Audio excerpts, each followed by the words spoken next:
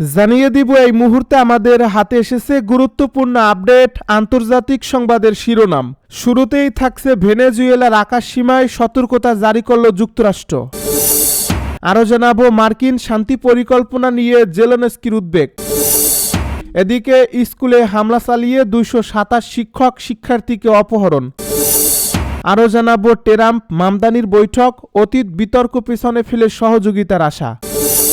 সব শেষে জানিয়ে দিব শান্তি পরিকল্পনা মেনে নিতে ইউক্রেনকে সময় বেঁধে দিলেন ট্রাম্প। এতক্ষণ শুনছিলেন হাতে থাকা আপডেট সংবাদের শিরোনাম, এবারে বিস্তারিত। তবে তার আগে অনুরোধ রইল ভিডিওটিতে একটি লাইক এবং কমেন্ট করে জানিয়ে দিন ভিডিও সম্পর্কে আপনার মূল্যবান মতামত। আরও জানিয়ে দিন ভিডিওটি কোথা থেকে দেখছেন বা কোন জেলা থেকে দেখছেন।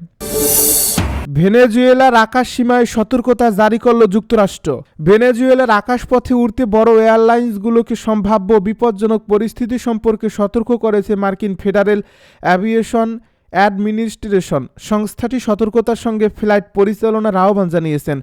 শনিবার মার্কিন সংবাদ মাধ্যম সিএনএনের এক প্রতিবেদনে এই তথ্য জানানো হয়েছে। এপিএ জানায়, ভেনেজুয়েলাকে ঘিরে অবনতি হওয়া নিরাপত্তা পরিস্থিতি ও বাড়তি সামরিক তৎপরতা বাণিজ্যিক বিমানগুলোর জন্য সব উচ্চতার ঝুঁকি তৈরি করতে পারে। এ প্রতিবেদনে বলা হয়েছে, সাম্প্রতিক মাসগুলোতে এই অঞ্চলে বড় ধরনের মার্কিন সামরিক উপস্থিতি দেখা গেছে। যুক্তরাষ্ট্র নৌবাহিনীর সবচেয়ে বড় বিমানবাহী রণতরী, অন্তত 8টি যুদ্ধজাহাজ ও F-35 যুদ্ধবিমান মোতায়েন রয়েছে। এছাড়াও যুক্তরাষ্ট্র অভিযোগ করে আসছে যে ভেনেজুয়েলা ও লাতিন আমেরিকার অন্যান্য দেশ থেকে মাদকবাহী নৌকা হারলে সেগুলোকে লক্ষ্য করে হামলা চালানো হচ্ছে। 2019 সাল থেকে যুক্তরাষ্ট্রের যাত্রী ও কার্গোবাহী বিমান ভেনেজুয়েলায় সরাসরি যাতায়াত বন্ধ রয়েছে। তবে কিছু মার্কিন এয়ারলাইন্স দক্ষিণ আমেরিকার নির্দিষ্ট রুটে ভেনেজুয়েলার আকাশপথ ব্যবহার করে থাকে। আমেরিকান এয়ারলাইন্স জানায়, তারা গত অক্টোবর থেকেই ভেনেজুয়েলার আকাশসীমা এড়িয়ে চলছে। ডেল্টা এয়ারলাইন্স জানিয়েছে, তারা অনেক আগেই ভেনেজুয়েলার উপর দিয়ে ফ্লাইট বন্ধ করছে। ইউনাইটেড এয়ারলাইন্স এ বিষয়ে মন্তব্য করেনি। নতুন নির্দেশনায় বলা হয়েছে, মার্কিন এয়ারলাইনগুলোকে ভেনেজুয়েলার উপর দিয়ে উড়তে হলে অন্তত 72 ঘন্টা আগে এফএএ-কে জানাতে হবে, তবে এটি ফ্লাইট পুরোপুরি নিষিদ্ধ করছে না। এফএএ জানিয়েছে, সেপ্টেম্বর থেকে ভেনেজুয়েলায় গ্লোবাল নেভিগেশন স্যাটেলাইট সিস্টেমে হস্তক্ষেপ বেড়েছে, যা কিছু ক্ষেত্রে পুরো ফ্লাইট জুড়ে প্রভাব ফেলেছে। পাশাপাশি ভেনেজুয়েলার সামরিক প্রস্তুতি বাড়ানোর লক্ষণও দেখা যাচ্ছে। মার্কিন শান্তি পরিকল্পনা নিয়ে জেলেনস্কির উদ্বেগ। ইউক্রেনের প্রেসিডেন্ট ভলোদিমির জেলেনস্কি সতর্ক করে বলেছেন, রাশিয়ার সঙ্গে যুদ্ধ শেষ করার জন্য হোয়াইট হাউসের প্রস্তাবিত শান্তি পরিকল্পনার বিষয়ে আপত্তি জানালে ইউক্রেন যুক্তরাষ্ট্রের সমর্থন হারাতে পারে। শুক্রবার জাতির উদ্দেশ্যে দেওয়া ভাষণে জেলেনস্কি বলেন, ইউক্রেনের সামনে এখন অত্যন্ত কঠিন সিদ্ধান্তের সম্ভাবনা তৈরি হয়েছে। তিনি আরও বলেন, আজ আমাদের ইতিহাসের অন্যতম কঠিন মুহূর্ত। মার্কিন শান্তি পরিকল্পনার যেসব শর্ত ফাঁস হয়েছে তার মধ্যে রয়েছে ইউক্রেনের পূর্বাঞ্চলের কিছু নিয়ন্ত্রিত এলাকা রাশিয়াকে ছেড়ে দেওয়া, সেনাবাহিনীর আকার উল্লেখযোগ্যভাবে কমানো এবং ন্যাটোতে যোগ না দেওয়ার প্রতিশ্রুতি। এই প্রস্তাবগুলোকে ব্যাপকভাবে রাশিয়ার পক্ষে ঝুঁকে থাকা বলে মনে করা হচ্ছে। রাশিয়ার প্রেসিডেন্ট ভ্লাদিমির পুতিন বলেছেন, এটি শান্তি আলোচনার ভিত্তি হতে পারে। শুক্রবার নিরাপত্তা পরিষদের বৈঠকে পুতিন বলেন, মস্কো এই পরিকল্পনা পেয়েছে, যদিও বিস্তারিতভাবে তাদের সঙ্গে আলোচনা করা হয়নি। তিনি জানান, রাশিয়া নমনীয়তা দেখাতে প্রস্তুত, তবে প্রয়োজনে যুদ্ধ চালিয়ে যাওয়ার জন্য প্রস্তুত রয়েছে। এরপরে প্রেসিডেন্ট ডোনাল্ড ট্রাম্প মন্তব্যে বলেন, জেলেনস্কিকে এই পরিকল্পনা পছন্দ করতে হবে, না হলে রাশিয়া ও ইউক্রেনের লড়াই চলতেই থাকবে। ইউক্রেন বর্তমানে যুক্তরাষ্ট্রের উন্নত অস্ত্র সরবরাহের উপর ব্যাপকভাবে নির্ভরশীল, বিশেষ করে রুশ বিমান হামলা ঠেকাতে প্রয়োজনীয় আকাশ প্রতিরক্ষা ব্যবস্থা ও ওয়াশিংটনের সরবরাহ করা গোয়েন্দা তথ্যের জন্য। স্কুলে হামলা চালিয়ে 227 শিক্ষক শিক্ষার্থীকে অপহরণ। নাইজেরিয়ার নাইজার রাজ্যে আবারও ভয়াবহ গণ অপহরণের ঘটনা ঘটেছে। এক সপ্তাহে দ্বিতীয়বারের মতো স্কুলে হামলা চালিয়ে অন্তত 227 শিক্ষার্থী ও শিক্ষককে অপহরণ করা হয়েছে। এর আগে একই সপ্তাহে আলাদা ঘটনায় 25 ছাত্রীকে অপহরণ করা হয়েছিল। শনিবার ডেইলি সাবাহর এক প্রতিবেদনে এই তথ্য জানানো হয়েছে। ক্রিশ্চিয়ান অ্যাসোসিয়েশনস অব নাইজেরিয়া জানিয়েছে, পাপিরি কমিউনিটির স্টেট মেরিজ নামের ক্যাথলিক স্কুলে হামলা চালিয়ে 215 শিক্ষার্থী ও 12 শিক্ষককে তুলে নিয়ে যায় সশস্ত্র হামলাকারীরা। সংগঠনের নাইজার রাজ্য শাখার মুখপাত্র ড্যানিয়েল আতরি বলেন, তিনি স্কুলে গিয়ে অভিভাবকদের সঙ্গে কথা বলছেন এবং অপীড়িতদের নিরাপদ প্রত্যাবর্তনের তারা কাজ করছেন। পুলিশ জানিয়েছে, শুক্রবার ভোররাতে এই হামলা চালানো হয়েছে। ঘটনাস্থলে সেনা ও নিরাপত্তা বাহিনী মোতায়েন করা হয়েছে। 12 থেকে 17 বছর বয়সী শিক্ষার্থীদের এই মাধ্যমিক বিদ্যালয়ের পাশে 50টির বেশি ভবন সমৃদ্ধ একটি প্রাইমারি স্কুল রয়েছে।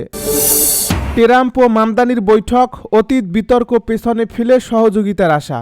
মার্কিন প্রেসিডেন্ট ডোনাল্ড ট্রাম্প ও নিউ ইয়র্ক সিটির নবনির্বাচিত মেয়র জোহরান মামদানি হোয়াইট হাউসে প্রথম বৈঠকে বসছেন। অতীতের তীব্র সমালোচনা ও রাজনৈতিক বিরোধ থাকা সত্ত্বেও দুজনই আলোচনাকে ফলপ্রসূ ও সৌহার্দ্যপূর্ণ বলে আখ্যা দিয়েছেন। শুক্রবার বৈঠক শেষে সংবাদ মাধ্যমকে ট্রাম্প বলেন, আমাদের দারুণ ও অর্থবহ আলোচনা হয়েছে। নিউ ইয়র্ক শহরকে আরও কর্মক্ষম ও বাসযোগ্য করতে আমরা দুজনই প্রতিশ্রুতিবদ্ধ। একসময়ে যাকে যিনি জিহাদি আখ্যা দিয়েছিলেন ও নাগরিকত্ব কেড়ে নেওয়ার হুমকি দিয়েছিলেন, সেই মামদানির সফল নির্বাচনী প্রচারণাও প্রশংসা করেন ট্রাম্প। মামদানি সাংবাদিকদেরকে জানান, আলোচনায় তিনি ভাড়া, নিত্যপণ্যের দাম, ইউটিলিটি বিল ও জীবনযাত্রার ব্যয় সংকটসহ সাধারণ নিউ ইয়র্কবাসীর উদ্বেগ তুলে ধরছেন।